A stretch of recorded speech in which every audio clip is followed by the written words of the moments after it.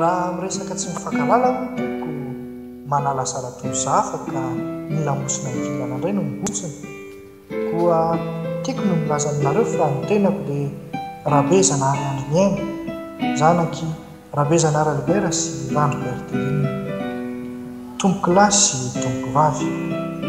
Manao azafady aminareo ny tenako raha andray fitenenana ankehitriny satria tokoa mantsy ny azafady dia fagnatahan-dalana ivolana sy fanomezam-boninahitra ho anareo izay nitenenana. I Zandro ny mojoky matao ohatra mitondra entana ary Zoky kosa ny mody Zandro matao ohatra mitondra tena koa miala tsiny dia tomboky lahy, miala fondro dia tomboky vavy.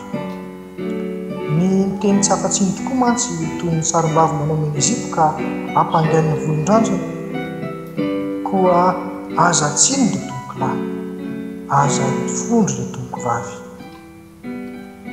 Miasina sy arahaba kosa ho fohy fa tsy ho lava ho an'Andriamanitra rery any ny midera, mihaja, ny voninahitra hatrizay hatrizay ka ho mandrakizay satria raha tsy izy dia tsy ary izay rehetra izao.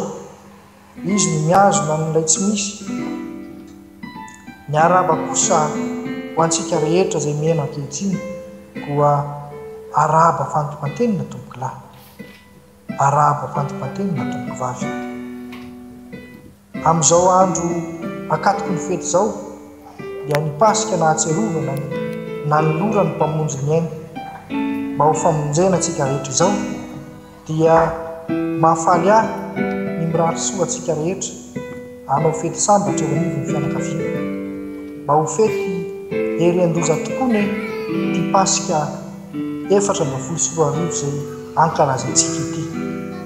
Ka toy ny fahendrena malagasy manao hoe tsy ho rovo tamarinina ny tsy ho vaky vilia fararano, tsy ho vaky vovonana fahavaratra, ny andon'ny lanitra sy ny tsivon'ny tany anendrika ny fianakaviantsika tsirairay avy.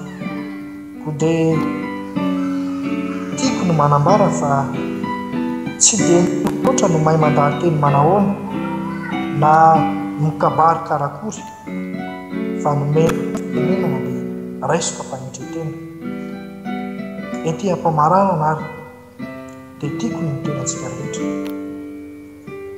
Ny fitiavan'ilay nahary izay nahary izao rehetra izao any ameno antsika tsirairay avy koa mankasitraka tomboky lahy, mankasitraka tomboky vavy.